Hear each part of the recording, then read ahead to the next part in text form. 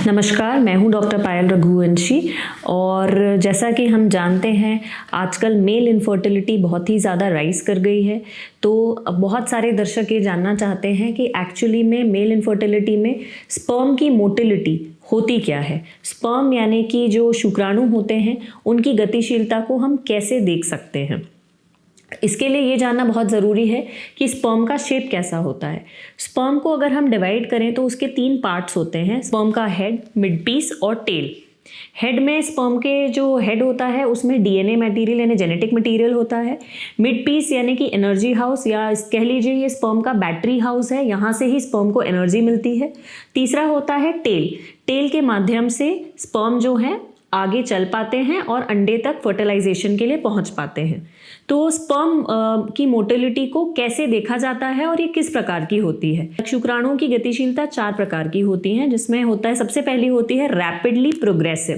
Rapidly progressive ये एकदम normal sperm होते हैं और ये अपनी सही गति से सीधे अंडे की तरफ पहुंच जाते हैं। सबसे ज़्यादा हमें रैपिड प्रोग्रेसिव स्पर्म्स की ही ज़रूरत होती है कंसीव करने के लिए। दूसरे होते हैं स्लो प्रोग्रेसिव, यानी कि ये चल तो रहे हैं सीधे लेकिन इनकी स्पीड नॉर्मल वाले स्पर्म से कम है, तो इसे हम कहते हैं स्लोली प्रोग्रेसिव। तीसरे टाइप के होते हैं नॉन प्रोग्रेसिव। अब नॉन प्रोग्रेसिव में स्पर्म जो होता है उसमें सारा सब कुछ ठीक है लेकिन वो अपनी ही जगह पर हिल रहा होता है, वो आगे नहीं बढ़ पाते हैं।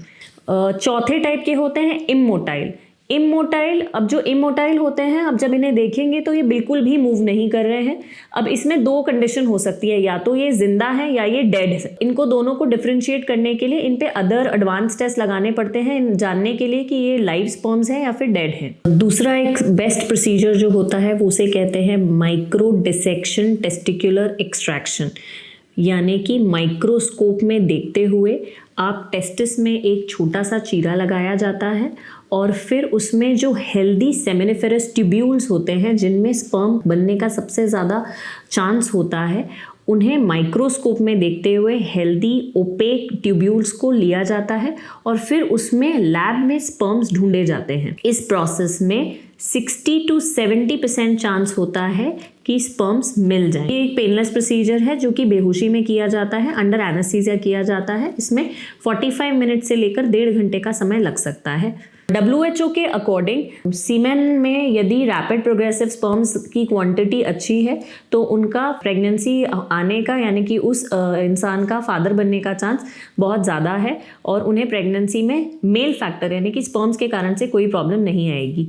WHO 2021 के अकॉर्डिंग टोटल प्रोग्रेसिव मोटिलिटी है वो पूरे स्पर्म काउंट में 40% से ज़्यादा होनी चाहिए और जो रैपिडली प्रोग्रेसिव मोटिलिटी है वो 32% से ज़्यादा होनी चाहिए। अगर ये दोनों कंडीशंस मीट कर रही हैं तो इसे हम एकदम नॉर्मल मोटिलिटी मानेंगे। में यदि किसी पुरुष में नॉन प्रोग्रेसिव और इमोटाइल स्पर्म्स ही बहुत ज़्यादा हैं तो इन केसेस में डेफिनेटली नेचुरल कंसेप्शन या IUI से भी प्रेगनेंसी रहने के बहुत कम चांसेस हैं और इन पेशेंट्स को ICSI यानी कि इंट्रासाइटोप्लाज्मिक स्पर्म इंजेक्शन, जिसमें एक स्पर्म और एक एग को खुद से हम फ्यूज करते हैं, उसी से प्रेगनेंसी होने का चांस रहता है। इन केसेस में IVF भी बहुत ज़्यादा हेल्प नहीं कर सकता है।